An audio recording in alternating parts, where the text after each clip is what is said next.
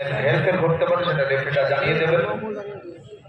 7টি match অনুষ্ঠিত করতে হবে, 7 ম্যাচেস, তার মধ্যে একটা ম্যাচ ইতিমধ্যে ওয়াকওভার হয়েছে, এটা দ্বিতীয় ম্যাচ। এরপর আরো 5টি ম্যাচ। রেফারি একসাথে বাঁশি বাজালেন। বলটা খাওয়া নাই, বলটা অন্তত 1000 দর্শক তো হবেই। প্রদীপটা ভালো বলতে পারবেন, কারণ ওখানে টিকিট কেটে খেলা করেন তো, ও মাথা গন্তি বা কথা রো হয়েছে সেখান থেকে বুঝতে পারেন।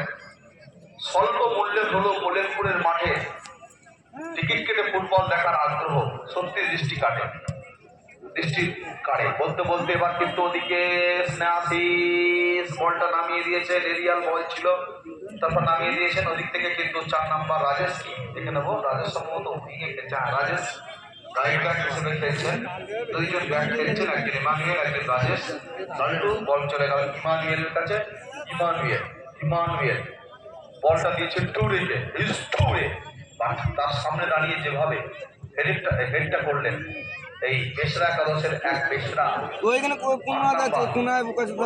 সরেন, বাপি সরেন, গোলকিপার টিঙ্কু মুর্মু কি করেন সেটা দেখা। সামনে রবিবার একটা টুর্নামেন্ট আছে,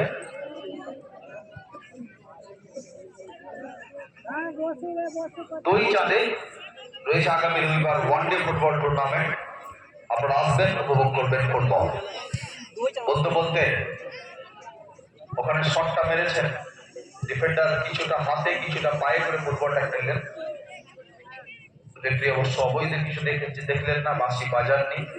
ওখানে টোরে কিন্তু নিজের নামের সঙ্গে সুবিচার করেছেন, ভালো অ্যাসিস্ট করেছেন, একটি গোল করিয়েছেন। গোলটা করেছেন